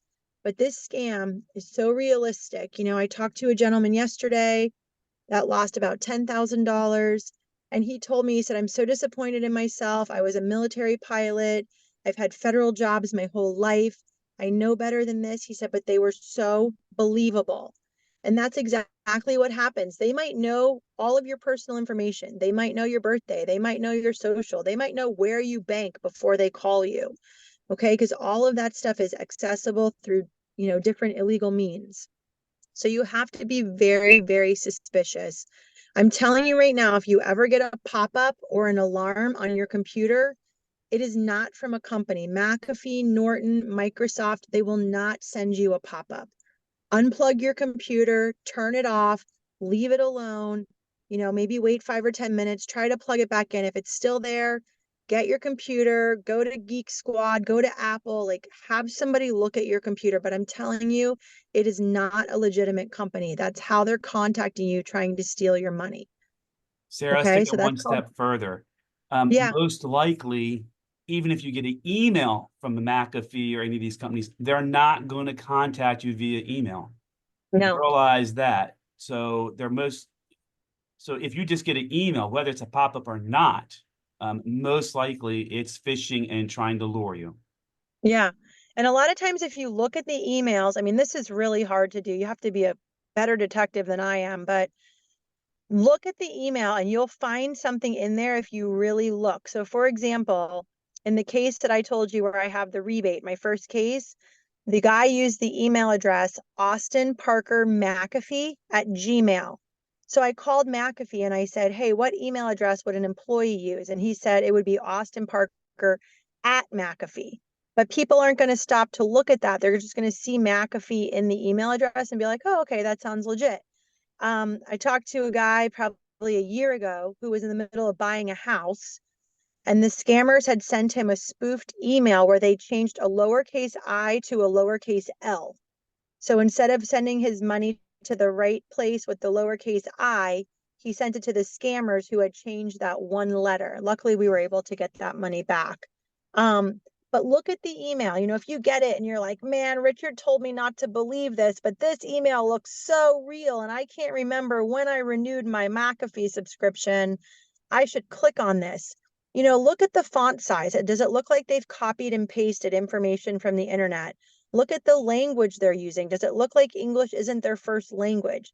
Like McAfee employees, they're not going to email you. They're not going to send you a pop-up. They're not going to call you 20 times a day. They're not going to text you. Like all of those things are red flags. Okay. So don't fall victim to that. Turn your phone off, go to your neighbor, grab their phone, call one of us, and just tell us what's going on. Okay. All right. Let me look at this slide, make sure I didn't forget anything. So we talked about problem with your computer, the refund or the rebate. We talked about never giving somebody remote access to your computer. We talked about, why they want you to send the money, which is usually your bank account's been compromised. They're constantly contacting you or communicating with you. They're telling you that you have to hurry. With the rebate, it's that they don't want to get fired or that you could be charged with stealing money from McAfee. With the phantom hacker, it's, if you don't hurry, your bank accounts are going to be compromised and all your money is going to disappear. They might ask you to lie to people, tell the bank that you're withdrawing money to renovate your house or because your son or daughter is getting married. They don't want you to talk to other people about what you're doing because other people are going to tell you that it's a scam. Okay, so if somebody's asking you to lie, especially if it's McAfee or the bank, like all of that is a huge red flag. And then finally, something bad's going to happen, which is why you have to act fast. Okay, next slide. So this slide is showing you the different ways that they might ask you for money. Okay, so gift cards is very, very common. I have a woman that I'm working with in a romance scam case. She's a victim. She called me, I don't know, in the last 6 months, and she fell victim to this phantom hacker scam. She had an alarm on her computer. Like, these scammers will not leave this woman alone. So she went to Home Depot and bought 19 $1,000 gift cards. I mean, shame on Home Depot for selling someone $19,000 in gift cards. But that was how she was told by the scammers that she would get her computer and her bank accounts fixed. Okay. If somebody ever tells you to go buy gift cards, it's definitely a scam. Cash, to send it in the mail, or to give to somebody in person. Now, this in-person thing is really new, and that's another one of the handouts I gave Christine, the use of a courier. So real quick, let's talk about the mail, and then I'm going to talk to you about in person. In the mail, you know, my first case with the rebate, there was a woman up in Illinois who was a money mule. She was receiving boxes of cash on a daily basis, which was the money that these victims thought they were refunding to McAfee. And they would tell the victims, you know, put the money in a magazine, wrap it in a trash bag, put it in a white t-shirt with duct tape around it. I mean, if you step back and think about it, would McAfee ever tell you to wrap cash in a box that way? Probably not. But again, these scammers are very, very convincing. Okay. So if somebody ever asks you to mail a box of cash, get my address from Christine and you can mail it to me. Okay. I have 2 kids I need to put through college. Like, I'm a good person. I'm not a scammer. If you really want to mail somebody some cash, like, let's do a good thing. But don't ever do that, is really what I'm telling you. Okay, so in person, this is a new thing, and this is very, very dangerous. I just spoke to a woman yesterday who lives in Dundalk, and she was contacted by somebody pretending to be the FBI, again, which makes my job very challenging because how does she know that I'm really the FBI? And they told her that her identity was used in a bank robbery and that she's a victim of identity theft, and that for some reason she has to pay $30,000. They knew her bank account information, they knew her personal information ahead of time, all kinds of bad stuff. First of all, the FBI would never ask someone to pay money for a court cost or for prosecution or whatever the excuse is, right? Our job is to help people. We would never ask somebody to pay us. But this woman doesn't know that. She believes what these people are telling her. So 2 nights ago, she actually had these people come to her house who were pretending to be FBI agents. They had ID, they actually used the name of one of my former bosses. He's a real person. He's not a 20-year-old Asian guy that showed up at her house, but he used the name of someone that used to work at the Baltimore FBI. They're very convincing. You know, I don't know if you heard in the news, probably in the last 6 months, there was somebody that was up in the Great Lakes area. It was an older gentleman who had just gotten a call that he was, his grandson or granddaughter had been hurt. It was a grandparent scam. He knew it was a scam. Meanwhile, a lady that worked for Uber had gotten called and was asked to go pick up a package at his house. She was not part of the scam, but when she got to the gentleman's house, he thought she was a scammer and he shot her and she died. So like, this in-person thing is very, very dangerous. They know where you live. They usually know a lot about you. So if something like this ever happens where they're telling you, I know where you live, I'm going to come get the money, you need to call 911 immediately. Okay. Like, that's something that needs to be reported and you need to get some help there. Luckily this woman in Dundalk, you know, is okay. And I think we've handled the situation, but also it might be an opportunity if you call the police right away where they can make an arrest, right? Because most likely the people that are coming to pick up the money are not the scammers. They're just random people in the United States that have been recruited as money mules or money launderers or as, you know, co-conspirators for the bad guys, which are typically overseas. Okay. We talked about wire transfers. Again, they might use people in the United States that are money mules because people aren't as uncomfortable wiring money to Illinois as they are wiring money to Hong Kong. If you end up making a mistake, one of the things I want to tell you is within 24 to 48 hours, if you send a wire transfer, a lot of times we can recall that money. But with people that are being scammed, usually one of two things happens. They don't know they're being scammed that quickly, or they're too embarrassed to tell somebody. And so then the window of which we can get your money back diminishes. All right. If you ever wire somebody money and realize you made a mistake, you need to go to your bank immediately, and you either need to call me or call Richard or go on to ic3.gov and file a complaint, because we have a team in the FBI that's called the Recovery Apprehension Team. I think it's called the RAT team, RAT. And they have a 78% chance of getting your money back if it's reported within 48 hours. Now that's for virtual currency and for wire transfers. You know, with giving somebody a box of cash, it's very hard to get that back. Gift cards, you know, once the gift card is downloaded, getting that money back is nearly impossible. If you look at that picture real quick, I wanted to show you the yellow Bitcoin ATM. This is the new thing now. And as far as I'm concerned, there's nothing legal about these machines. Every Bitcoin ATM out there is to steal money from people, if you ask me, but I don't really know the statistics.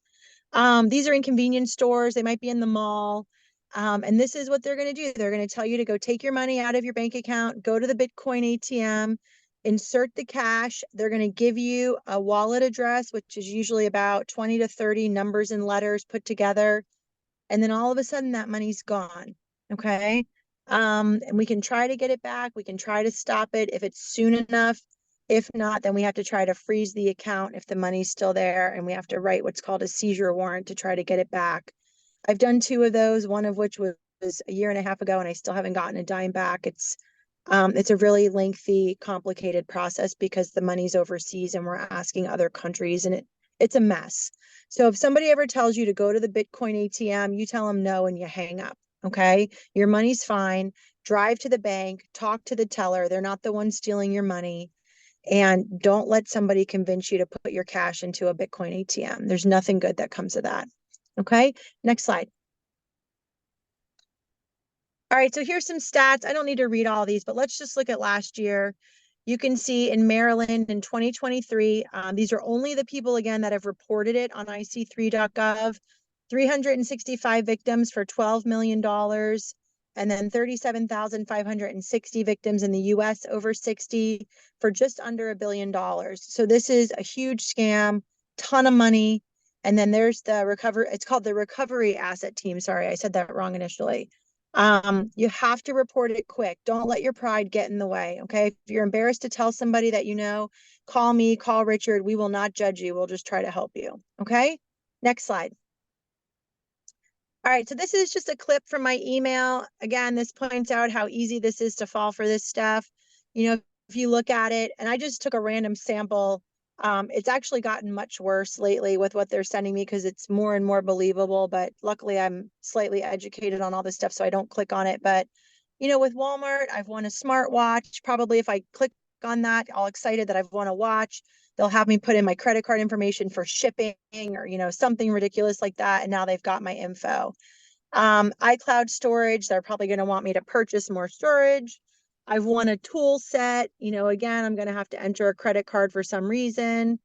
T-Mobile, we've been trying to reach you. I don't even have a T-Mobile account, so I don't know why. You're the winner of a video doorbell. You've won a DeWalt heater. Congratulations. Here's a gift card for gas. Here's a Costco gift card. Again, with each of these, there's going to be some way that they want you to enter your personal information or a credit card. You know, again, if it's too good to be true, it's probably a scam. Okay. If you look at the one for Kohl's, I think this one gets a lot of people, maybe not Kohl's, but just this type. Confirmation of an iPhone 219. So I say to myself, well, I never bought an iPhone. I need to call Kohl's because I don't want them to charge my credit card for something I didn't buy. So then what's going to happen is they're going to say, oh, well, I need remote access and I'm going to refund you this money. And then just bad things happen. If you know you didn't buy something, just delete it. You don't need to tell them you didn't buy it. You don't need to go through that whole process. Keep an eye on your credit card statement. Keep an eye on your bank statement. Like, this is all very common fraud attempts. You can see there as well, T-Mobile, there's another iPhone. And then here's one of my favorite ones. I get this one all the time from the Postal Service. I have a package waiting. I need to come pick it up or I need to call them. Probably they're going to ask me for my credit card because now I haven't been home and I have to pay to get the package. I mean, who knows? But there's so many different ways they're going to contact you. All of this is stuff that just needs to be deleted. I mean, don't even open it because it'll just lead to bad things. Okay. All Sarah, I right, next love slide. that the USPS says that it's a second attempt because it Yeah. doesn't say anything in the thing. So you're thinking that you missed the original email, and so you're more likely to click on it. Again, that's Yeah. another way for them to get you. Yeah. And you're like, oh, what did I order? I didn't even order anything. What do you mean it's a second attempt? And your mind gets all crazy. Yeah. It's a lie. It's all a lie. Okay, so the next couple of slides, I'm just showing you some examples of pop-ups. Again, Windows, Microsoft, McAfee, Norton, they're not going to send these to you. These are all scammer generated. Okay, so don't click on them. Turn your computer off, walk away from it, turn it back on at a later date. Okay, next slide is just another example about your subscription. Uh-oh, Christine, go back one. If you can, there we go. So quick story. This happened to my dad. Okay. My dad's 75. He retired about 2 years ago. 2 years prior to that, my dad is a clicker. If you understand what that means, he'll click on anything. So he fried their CPU of their computer. So for Christmas a few years ago, my husband and I got them a new CPU. My husband's super tech savvy, put McAfee on it, got everything set up for them, and told my dad, don't click on anything. And we will be in charge of your McAfee subscription. You don't have to worry about renewing it. My husband keeps a spreadsheet of all of our subscriptions, our renewals. I'm a paper calendar girl. A lot of people like to put stuff in their phone. But one of the things I would encourage you to do is keep track of when your subscriptions are due. So that way you can't get fooled by this stuff. So my dad's on the computer one day. He's an avid ukulele player because he's got some orthopedic issues, so he's limited in what he can do anymore. So he plays a lot of ukulele, goes on YouTube, checks out videos. Well, while he's on YouTube, he gets all these pop-ups, right? So one of which was this similar one that he needed to renew the subscription. So even though my dad has listened to me talk this presentation, my dad knows about my case with the rebates. My dad has been warned repeatedly about clicking. He's like, you know what? My wife still works full time. I'm going to do the subscription so she doesn't have to deal with it. And he clicks on it. And he starts to put his credit card in to renew the subscription. And then thank God, his common sense kicked in after everything I've told him and he stopped. But even with just not hitting enter, he had to, spend all day online with the credit card company. He had to check in with their financial advisor. He had to check his bank accounts, like everything that he had to go through. And he didn't even hit enter was, 2 days worth of work. So I'm telling you right now, keep track of your subscriptions. Don't even click on these pop-ups. They're all fraudulent. Okay. Let's go through a few quick examples. Go ahead, Christine. All right, so the next one, here it is. It's again from IC3. I try to pick recent ones from, these are Maryland residents. So in December of 23, a male over 60 years old was contacted by someone claiming to be Microsoft, that his computer had been compromised. So this is the Phantom hacker scan. You're going to see that. He provided a 188 number to call. The male spoke to various Microsoft employees who claimed they needed remote access to his computer, which again, you should never do. The male was told by Microsoft that numerous foreign accounts had gotten onto the computer to download child pornography. Now, this is very common. I don't know why, but the scammers use this child pornography, I think, because most people are going to be very offended that that's on their computer and they're going to say that's not something I've ever paid for. So it's, it's not something questionable. Most people have not paid to download child pornography.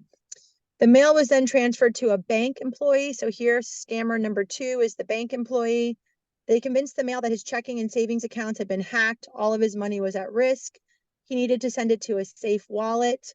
The male went to the bank to request all of his money be wired to this safe dummy account. He also sent a copy of his Maryland driver's license that was needed for the fraud investigation. Luckily, the male went in person to the bank. They told him he was being scammed and he didn't lose any money. So you see how it's kind of those 3 steps. The fraud investigation was probably the government impersonator. This is very much textbook. You'll see this in each of these phantom hacker scams, kind of runs just like this. Okay, another example on the next slide. In December of last year, another male over 60 was locked out of his computer. called tech support that popped up on the screen. He gave tech support remote access, and they said his network was being used to download pornography. The tech support company attempted to sell him extra security. He declined and hung up. He looked up the Microsoft phone number from Google and called the number. So far, this guy has done everything right. I think what he's running into here is, sometimes when you do a Google search and you type in, let's say, Microsoft support, the scammers are able to pay Google, and I don't completely understand how all this works, but I know it happens. They're able to pay Google money to have their fake numbers for Microsoft ahead of the real Microsoft in the results when you hit enter on the search bar. Okay, so for example, there's a clothing company that I love to buy clothes from. And when I type in the name of the company, it's usually like third or fourth. First or second will be like other stores that sell this brand, not the brand's website itself.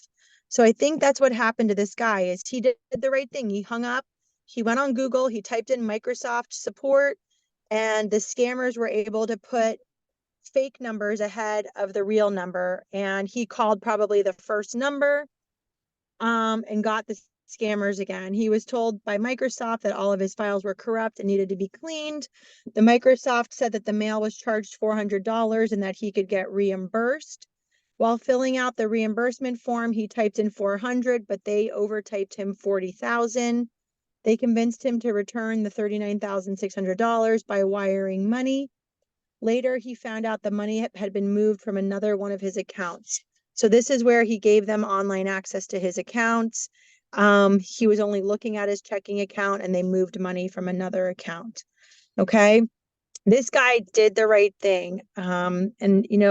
I guess I can only tell you that if you're ever looking up the number for Microsoft, just be very careful, thoroughly research the answers that come up from your search.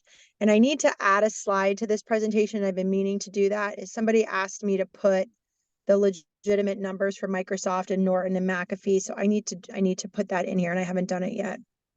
Okay, next slide. So how can you avoid being the victim of a tech fraud scam?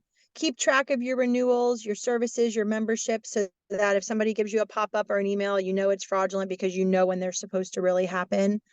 Don't click on a pop-up, answer an email, or respond to text messages from people that you don't know or who claim to be from some of these companies. This also happens on Facebook. I don't know if this happens to all of you, but this has started happening to me lately, where I'm getting friend requests, which I don't have a picture on my account. I just use it to sell stuff on Marketplace. I don't do a lot of social media because of my job. But I'm getting friend requests from people that I don't know. They don't even know who I am because I use a fake name. I've got like a symbol picture. It doesn't even have a picture of a person. So I know they're scammers. Yes, today actually one of my coworkers was calling the victim of a pig butchering scam, lost significant money. He's 95 years old. He's a very strong Christian, and he said that he likes to post stuff online about his beliefs. Well, that makes him a prime target for scammers, right? Because they know that he's gullible because he's trustworthy. He believes in the good in people. And that's how he got scammed. Some stranger reached out to him and, wanted to talk about being a Christian, and then he lost $10,000. So don't, you got to be super suspicious when you're responding to people that you don't know who are asking to be your friend. Okay, Sarah, look for this. Yeah. many times they want to be friends so they can have access to that information about your likes, dislikes, and that, so they get to know you, figure out which scam works best for you. I don't know personally how to do it, but I'm sure we can find out for everyone on here that you can make your information on Facebook private versus public. And that will help Yeah. to protect some of that to only people that you allow to see your information. No, I agree with all that. And I don't know how to do it either. Cause like I said, I'm very limited online, but, recently what happened to me, I was trying to sell something on Facebook Marketplace, and I have never had this happen before. So I wasn't super, in detective mode, but somebody reached out and asked me to buy it. And I said, sure. They said, can you send me the address for pickup? And so I just, the way that they were messaging with me, I believed they were coming imminently. So I sent them my address and I said, let me know how you want to make the payment. You can leave cash or you can send Venmo. And I never heard from them again. And so when that was happening, I thought, well, that was weird. They were like blowing me up about this item. And now when I asked them about paying for it, they stopped messaging. So I looked at their profile, which I should have done initially before I gave them my address. And it was only 3 photos, and they were like pictures of expensive cars. It wasn't, somebody that should be buying children's stuff, which is what I was selling. So, even things like that, if somebody reaches out to you, if you're trying to sell something, like do a little research on the person before you give them your address. Or, if you're not as crazy in life as I am and you have time, like arrange to meet them at a grocery store or somewhere public that's not your home. So you're not giving your address out. A lot Okay. of times you should deliver it to them, but you have to be very careful, take someone with you. I can tell you several cases I know that clients have driven to abandoned warehouses where they were going to be mugged. Yeah. There's a lot of scamming going on with the sales, just as much as there is anywhere else. So like everything else, you got to be on super hype awareness. Yeah, you sure do. And it's horrible. Okay. Look for discrepancies in the email addresses, in the font, in the language. You know what else you can do is, if somebody sends you a letter like IRS or Social Security, this is another big scam. Go online and like Google one of the paragraphs, just type it in. And I'm telling you, it'll come up online because somebody else will have reported that it's a scam. So if they're saying, hey, this is the IRS, you owe us taxes from last year, but you paid your taxes, like Google IRS scams, back taxes or whatever. And I'm telling you, you can probably find other people who have reported the same letter and they're telling you it's a scam. Never give anybody remote access to your computer. No matter what the scammer tells you, the best thing to do is check with your bank, check with the teller, check with the bank employee. Even if they tell you the bank's in on it, it's all part of the scam. They're the ones that can most help you, keep the money in those accounts safe.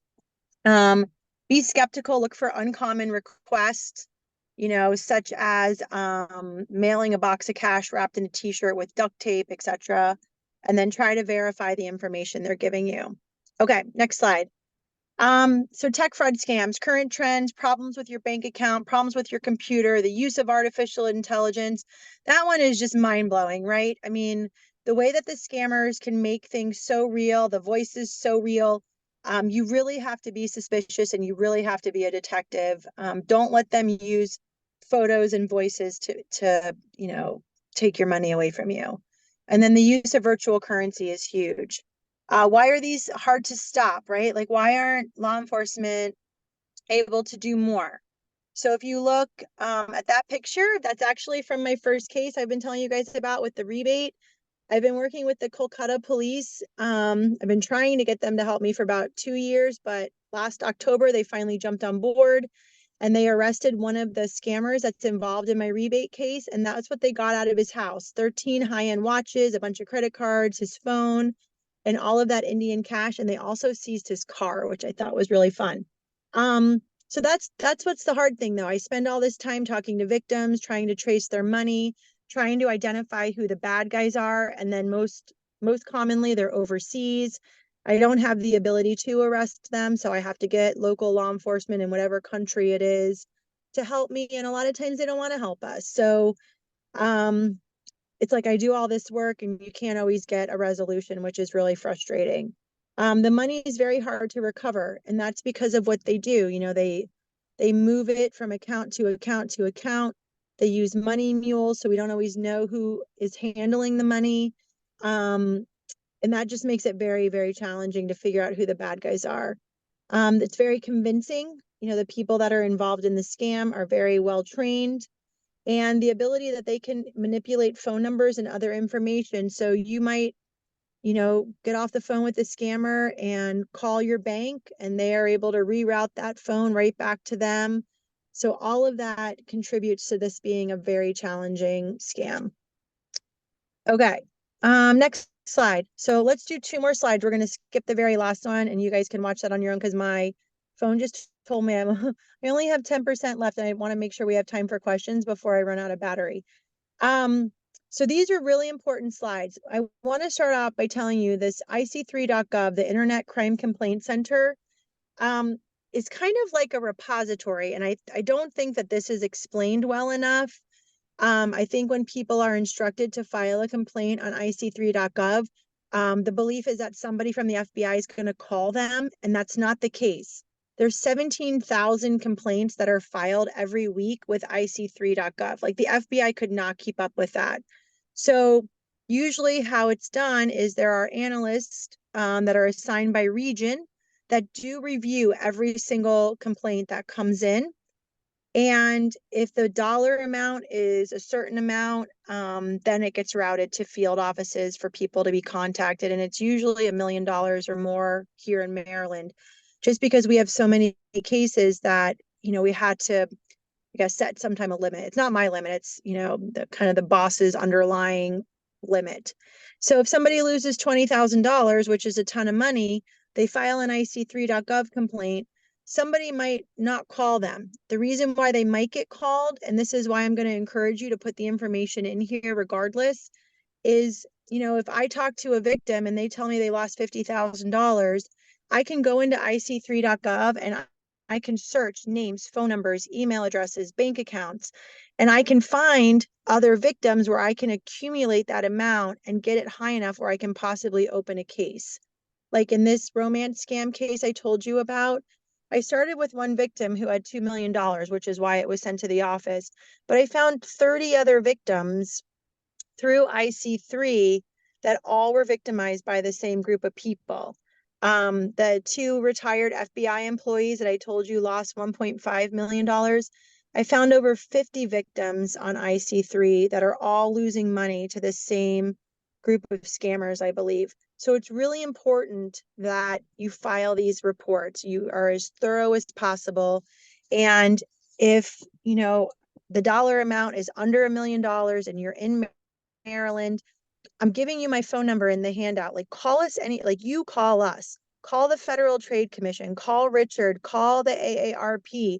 Like there's so many different organizations, call the local police that have resources. Doing ic3.gov is a tool, but it's not the only thing you should do, because most likely, someone's not going to call you unless you're connected to another victim or the dollar amount is just really high. Okay. So to do a complaint, you click on that red button that says file a complaint, and then you'll get the next slide, which is the next screen. And you're going to click on the first one. And this is in a handout that Christine's going to give out as well, gives you directions on all of this. So to submit an internet crime complaint with IC3, that's the one you want.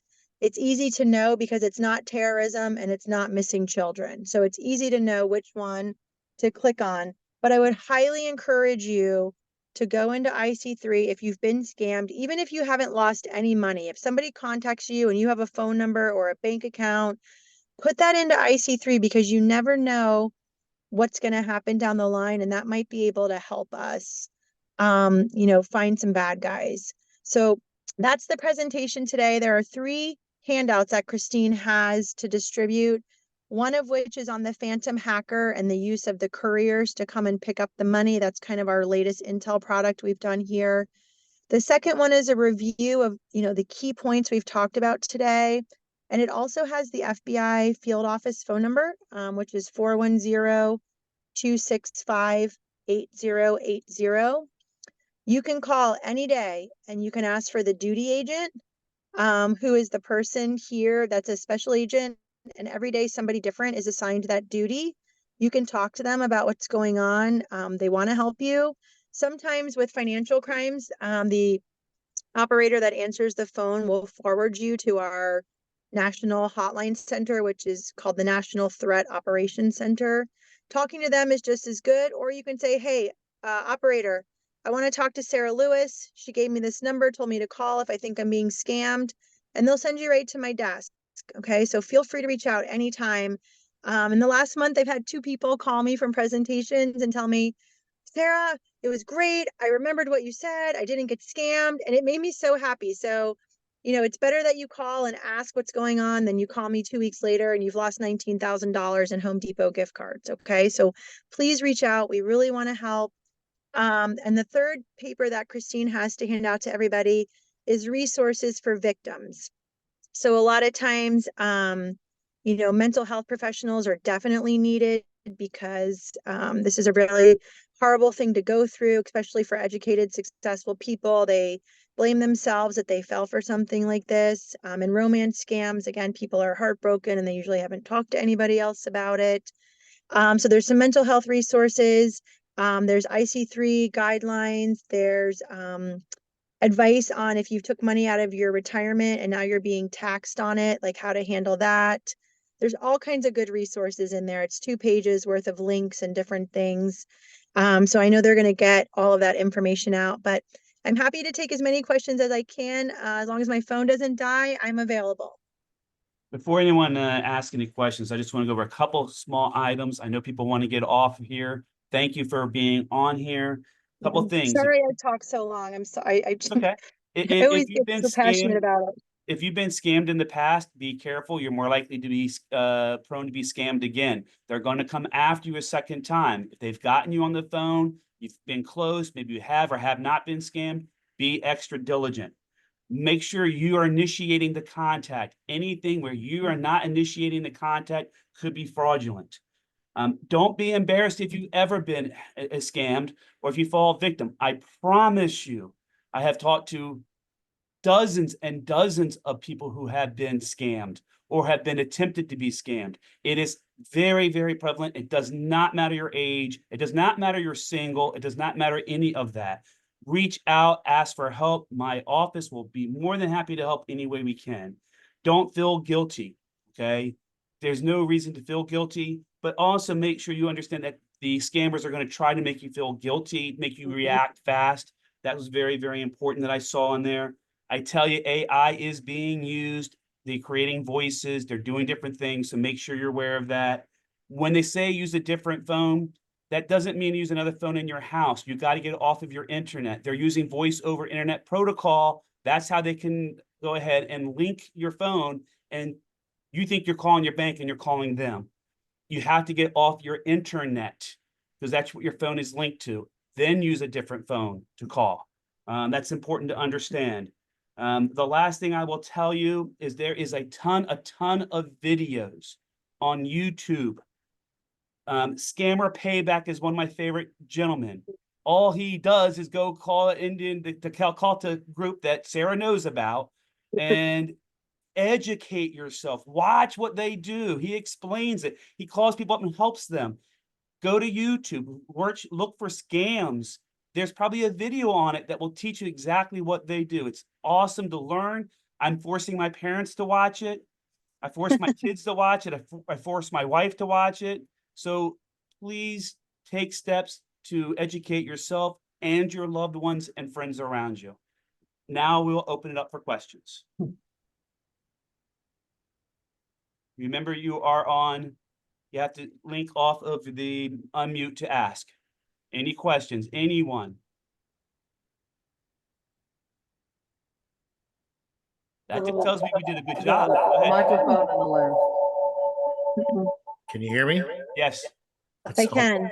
Turn your volume down. Sorry, we got. Go ahead. Just ask it. Okay.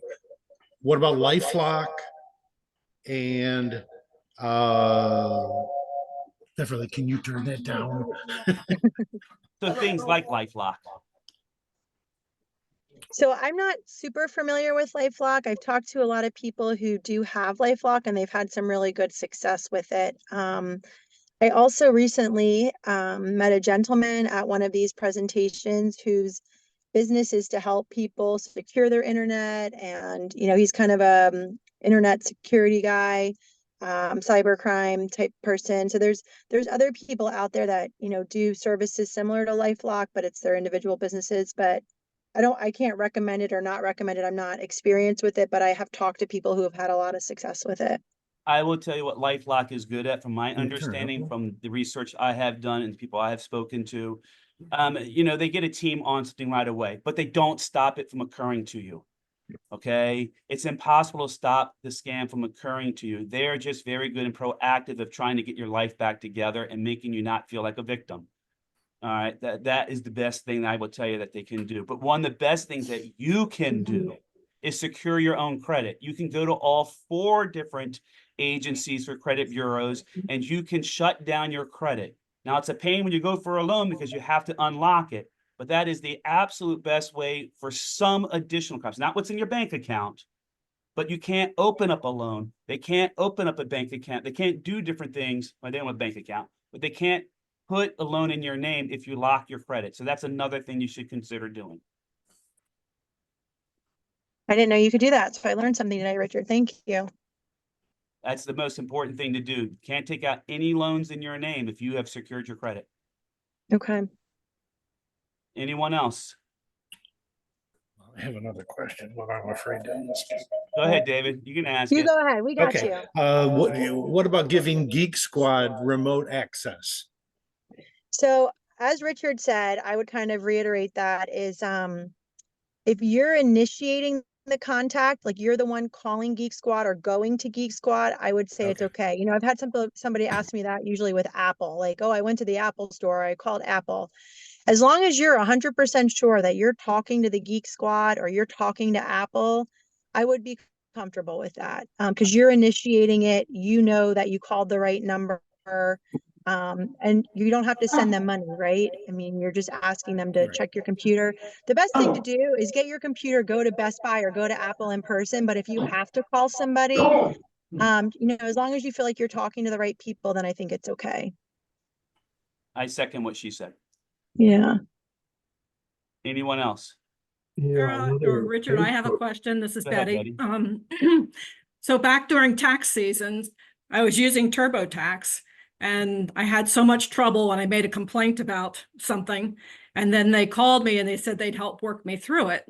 And they did call back, at least they said it was, and I'm assuming it was.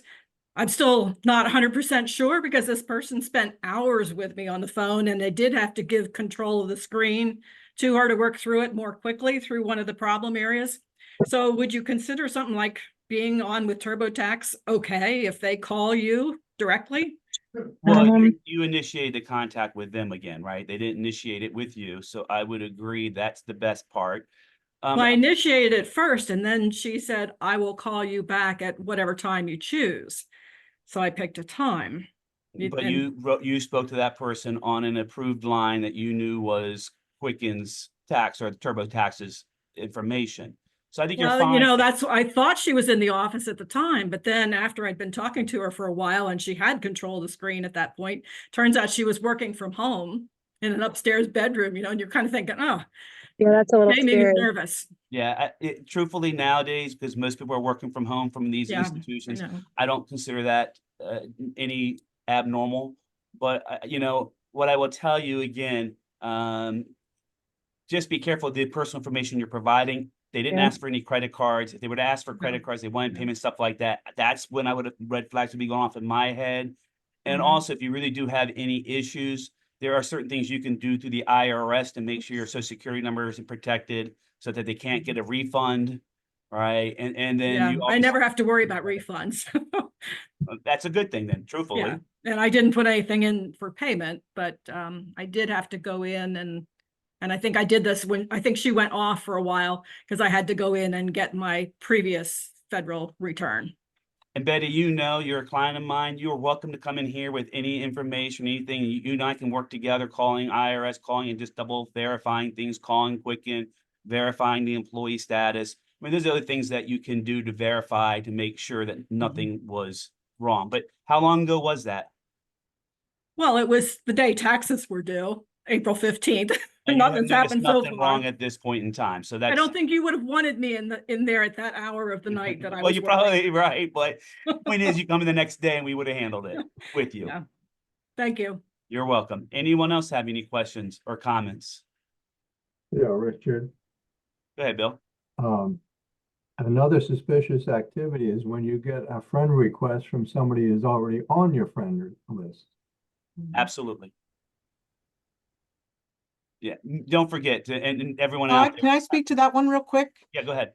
So if you change your settings to who can see your friends list to private or just you, the people that are creating these phishing accounts don't have motivation because they can't see your friends list.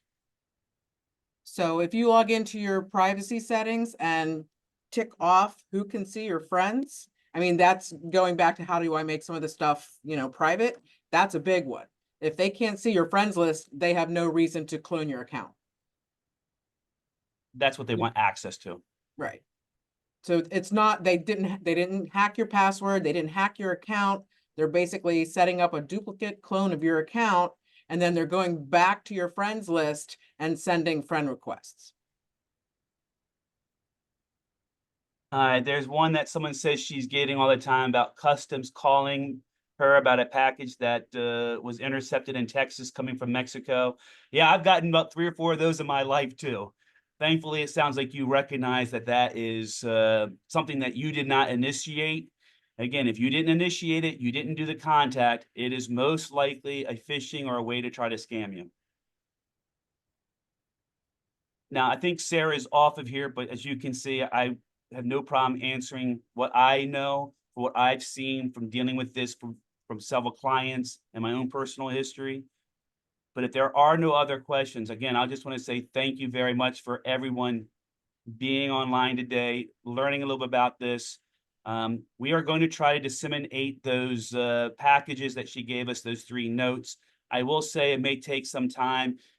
Like anything else, whenever we send anything else out, we have to get approval, right? So we have to get approval for things. So even though we didn't write it and it's not coming from us and it's coming from this seminar package, we have to get approval from our attorneys that we're allowed to send you that document. So it may be a few days.